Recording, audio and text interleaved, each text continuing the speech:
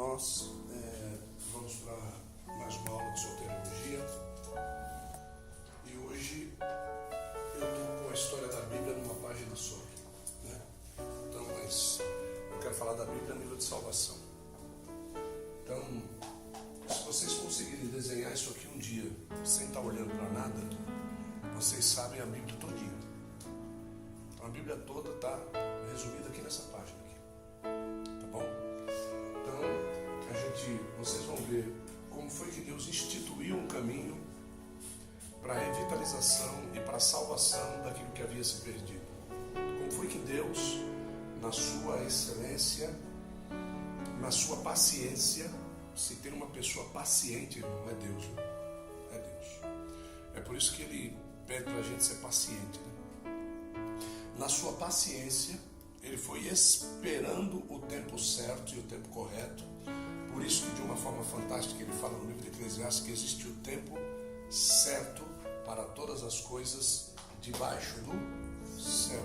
Então, Ele institui o Éden. Esse Éden que vocês estão vendo aqui, ó, não é o Éden na terra, é o jardim de Deus no céu, tá certo? Então a palavra Éden quer dizer jardim de Deus.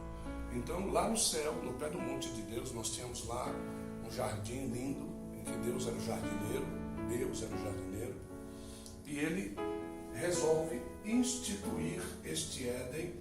Depois dele ter criado a terra, Ele institui esse Éden na terra. Quando Deus forma Adão, e Deus forma Adão do pó, esse pó, nós já vimos isso em Provérbios, no capítulo número 8, esse pó é o pó do qual a terra seria feita.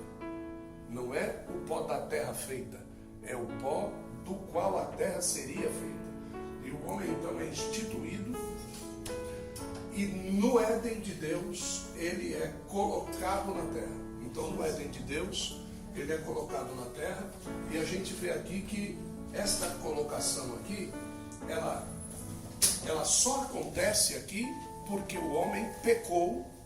Olha só, porque o homem pecou aonde? No jardim do Éden. Então, quando o homem peca no jardim do Éden, certo? Ele é destituído desse grau de santidade que ele tinha, que era andar com Deus continuamente.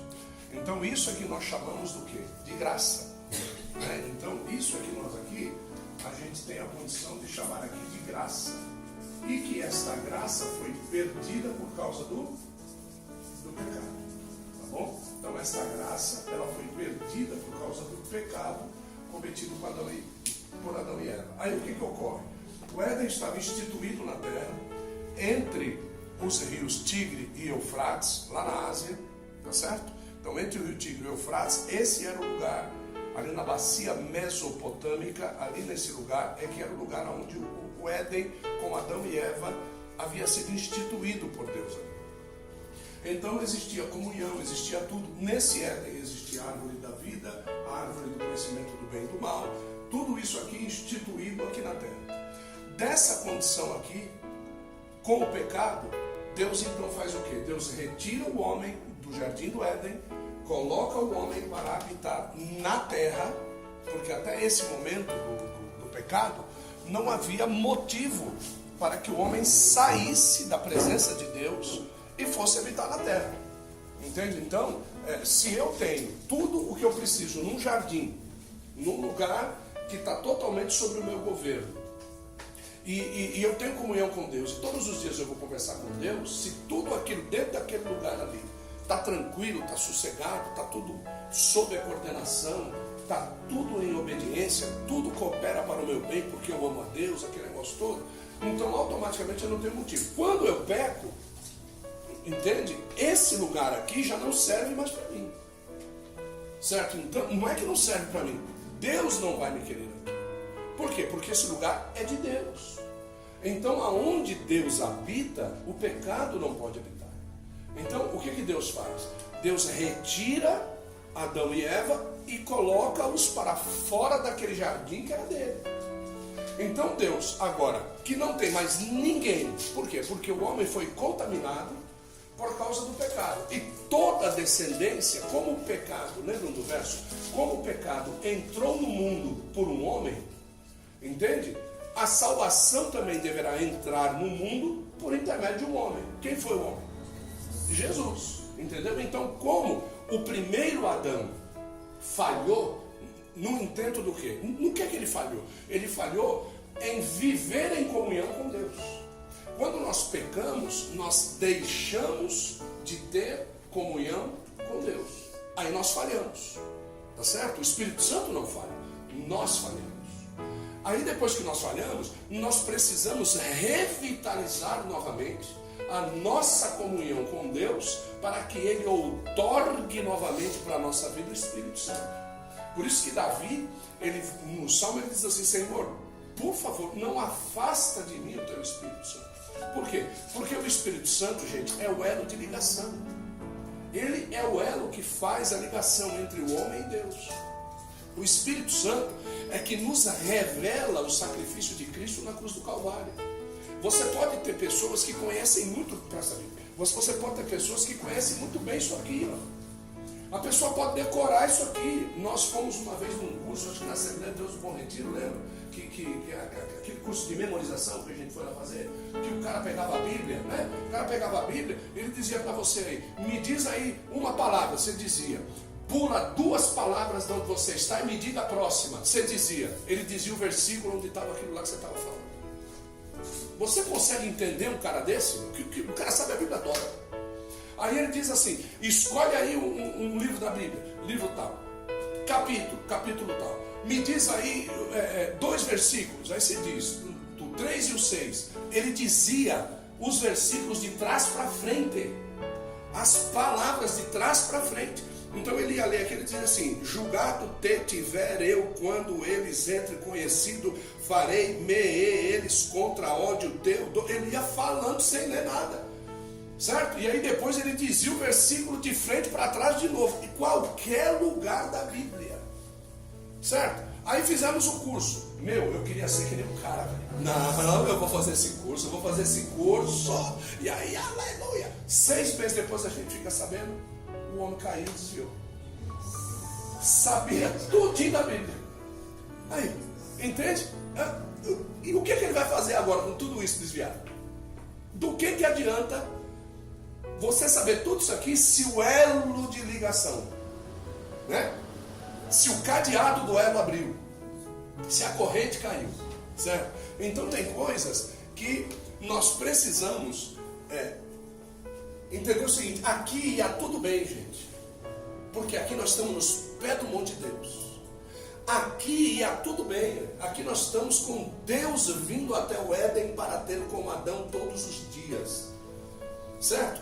Agora, quando Adão resolve pecar, isso daqui já não é mais possível. Ao invés, olha a situação, Deus vinha ter com o homem todos os dias. Agora, o homem tem que ir ter com Deus todos os dias, certo? Para Deus vir para cá, é assim, ó, porque Ele é onipresente, então Ele está em todo. Então Deus está aqui. Se Ele quiser se materializar aqui, ó, pronto, Ele está aqui. E para nós irmos até lá, o sacrifício agora, para você poder sair daqui e ir até lá, para a tua voz se fazer audível lá, entende? Então veja o que é que o pecado pode fazer conosco. Quando você está bem com Deus, quando tudo vai bem, quando você está em comunhão com Deus, você falou, Deus está do lado, né? Agora, quando você está lá atribulado, você está triste, você está pesado, e aquele negócio todo, você fez alguma coisa que você acha que desagradou, não precisa nem ter desagradado, basta só você achar. Eu acho que isso aqui, pronto, acabou a sua vida, acabou o dia, acabou tudo.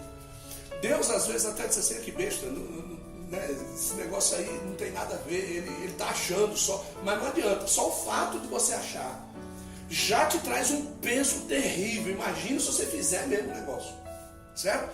Quando você acha, você precisa, se você orava 1 hora, você vai orar 10. Se você lia 2 páginas da Bíblia, você vai ler 3 livros por dia. Por quê? Porque você vai ficar louco para tentar sentir Ele de novo em você. Entende? O grande problema é quando nós fazemos e não temos mais a necessidade de senti-lo novamente, né? Que é o caso daquele rapaz que nós estávamos conversando aqui antes da aula. Então, essa condição é uma condição clara do quê? De que o homem, ele, depois que ele peca, certo? Deus, para o tirar daqui, o amor de Deus é tão grande que o cara vai, pisa na bola com Deus. Deus poderia simplesmente pegar Adão do jeito que ele estava e colocá-lo para fora do jardim do Éden, né? Para ele viver na terra. Mas não, Deus vai lá e cobre Adão, certo? Aonde é que ele cobre Adão? Porque um cordeiro havia sido imolado antes da fundação do... Então ele pega a pele, ele não pega o sangue, ele pega a pele e faz roupas de pele, porque o homem tinha tentado cobrir o seu pecado com folhas. Só que é o seguinte, essas folhas na presença de Deus, elas não estavam secas, eram folhas novas, eram folhas flexíveis ainda, eram folhas que realmente cobriam o seu pecado, mas era uma cobertura momentânea. Porque depois que você tira uma folha de uma árvore, dali alguns dias, o que vai acontecer com a folha? Vai secar, vai murchar, vai se tornar pó, e a vergonha de Adão ia aparecer de novo. Então Deus, para fazer, olha só o que Deus fez. Porque quando Adão pecou, certo? Ele olhou para Eva e teve o quê? Teve o quê? Vergonha, certo? Por que é que Deus cobriu Adão e cobriu Eva? Hã? Não porque eles sentiram vergonha. Porque foi que Deus cobriu Adão e Eva. Tem gente que de uma forma errada diz assim, e eu já dei a dica aqui. Cobriu porque Deus perdoou o pecado deles. Não. Então Deus não perdoou o pecado deles porque Deus os cobriu. Certo? Qual foi a dica que eu dei? Que Deus cobriu eles com o quê? Com o quê? Com pele. Não os cobriu com o quê? Com sangue. Deus cobriu eles com pele. Agora, por que foi que Deus cobriu eles com pele? Porque senão, até hoje na terra só tinha Adão e Eva. Porque um ia olhar para o outro e ia sentir o quê? Vergonha. E como é que eles iam então multiplicar-se? Entende? Um sentiu vergonha, se escondeu lá. O outro sentiu vergonha, se escondeu lá. Os dois, quando se encontrassem, ia ter o quê? Vergonha. Ia cada um para um lado. E a ordem de Deus era que eles o quê? Se multiplicassem. Então Deus precisava que o homem se multiplicasse. Então Deus vai lá, cobre os dois, cobre a vergonha dos dois, e os dois conseguem andar em comunhão. Andando em comunhão, olha só que coisa, né? Quando um casal virgem, hoje já não acontece, hoje é muito difícil isso, mas quando um casal virgem se conhece e os dois vão para a lua de mel, o que um sente pelo outro? Vergonha, cara. Vergonha. Alguns têm que ficar namorando um tempo antes de ir, casaram, foram para a lua de mel, não aconteceu nada, porque tem vergonha. Certo? Então isso é natural em pessoas que são virgens. Pessoas que nunca cresceram dentro da igreja, são santificados em oração, em jejum. Essas pessoas, elas têm vergonha um do outro. Isso é natural. Tem pessoas até que já tiveram relacionamentos sexuais e depois vieram para a igreja, se santificaram. Depois que eles se santificaram, passaram um bom tempo sem ter um ato sexual. Passando um bom tempo sem ter um ato sexual, quando ele conhece alguém e vai se casar, essa pessoa sente uma natural vergonha a respeito daquilo. Quem é que vai convencê-los a não ter mais vergonha? A comunhão, andar junto, conversar, o carinho, o respeito. Estando como? Vestidos. Entende? Enquanto eles estão vestidos, é que esta comunhão natural e este respeito vai gerar entre eles um amor tal que ultrapasse a vergonha de eles não precisarem estar mais vestidos. Certo? Então, isso daqui é um dos atos mais lindos para com o relacionamento entre o homem e a mulher. De Deus não nos ter feito sem vergonhas. Entende? De Deus nos ter feito vergonhosos. De Deus nos ter feito acanhados. De Deus nos ter feito, sabe, encolhidos. De você ver. Nós passamos esses dias ali perto da igreja, tinha uma senhora que a bispo até comentou alguma coisa, essa senhora muito embriagada ali, aquele negócio todo, ela estava tirando a blusa sentada na calçada. Ela ia trocar de blusa, não estava de sutiã nem nada, uma senhora de 60, 70 anos de idade, ia tirar a blusa na calçada, ia descendo um casal. Você sabe qual foi o meu sentimento no volante? De vergonha, porque aquele casal ia ver a moça seminua na calçada. Eu queria parar para avisar, olha, tem uma mulher na esquina ali que tá meio pelada ali, vocês tomam cuidado. Mas isso é para eles, talvez que não são cristãos, estão acostumados. Mas para mim que sou cristão, sabe, daquele negócio assim, ó, né? Aquele negócio de você, peraí, isso não é natural. Né? E eu sou um cara de mais de meio século de vida, e eu tenho vergonha de ver isso aí. Né? Quando eu vejo uma menina nuazinha, pequenininha, andando na rua, eu falo, caramba, velho, não é pra estar assim, sabe, cadê o pai, cadê a mãe? Não é pra estar assim. Então isso é o que Deus esperava que acontecesse em Adão, mas não aconteceu.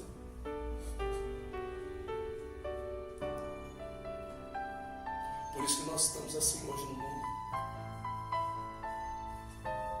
O que Deus esperava? Que Adão testemunhasse a toda a sua descendência o que aconteceu com eles. E Adão não fez isso, gente. Entende? É por isso que Deus, ele ordena aos pais que ensinem os seus no caminho que devem. E é uma das frases que mais se repete no Antigo Testamento. Todos os livros, quase todos os capítulos têm esta frase lá. É justamente por isso que nós às vezes vamos perdendo a autoridade da Bíblia dentro da nossa família. Porque alguém não falou da Bíblia para nós e nós não falamos da Bíblia para frente, e aquele não vai falar, e cada vez vai ficando mais distante a verdade da palavra. Então, quando nós saímos daqui, porque hoje dificilmente os pais chegam e falam, hoje nós vamos fazer um culto, nós vamos ler uma palavra, meu filho, diga aí o que você entendeu, entende? Vamos ler aí, lê você aí na sua Bíblia, e a criança lendo tudo errado, e você é isso mesmo, vamos lá, e com dificuldade de ler, e compra uma Bíblia, nós compramos uma vez para o Samuel, era uma Bíblia de mangá primeiro, depois compramos uma outra Bíblia que era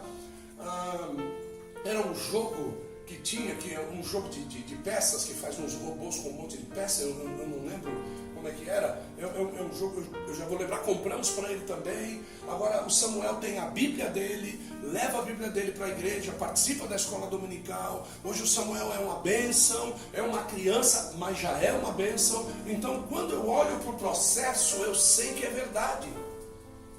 Entende? Porque desde cedo o Samuel ouve falar da palavra de Deus. E hoje é um menino que, embora tenha 15 anos e tenha todas as tentações de um menino de 15 anos, hoje eu olho para o Samuel como um homem de Deus, com 15 anos. Porque eu olho para os outros com 15 anos, eu não consigo identificar o Samuel com nenhum deles. Então hoje eu louvo a Deus. Por quê? Porque desde o ventre o Samuel já ouvia a palavra de Deus. O Samuel, na gravidez, ele cresceu em cima do púlpito de uma igreja. Depois ele foi levantado e oferecido. Depois ele foi batizado nas águas. Depois ele cresceu e foi batizado no Espírito Santo tocando instrumento, né? E hoje ele está aí, correndo, brincando, jogando bola, falando besteira de vez em quando, tomando uns beliscão. Mas ele está aí, e a gente tem que falar todo dia. Se eu parar de falar, filho, já era. Já era. E o que aconteceu aqui foi justamente isso. Então, quando eles pecam, depois eles não dão o testemunho, Deus os cobre com a pele aqui, certo? Eles não dão testemunho. Quando eles não dão testemunho, abra aí Gênesis 6:5. Vamos ver o que ocorre. Pela falta desta vontade de contar, talvez por vergonha, de contar o que Deus fez com eles.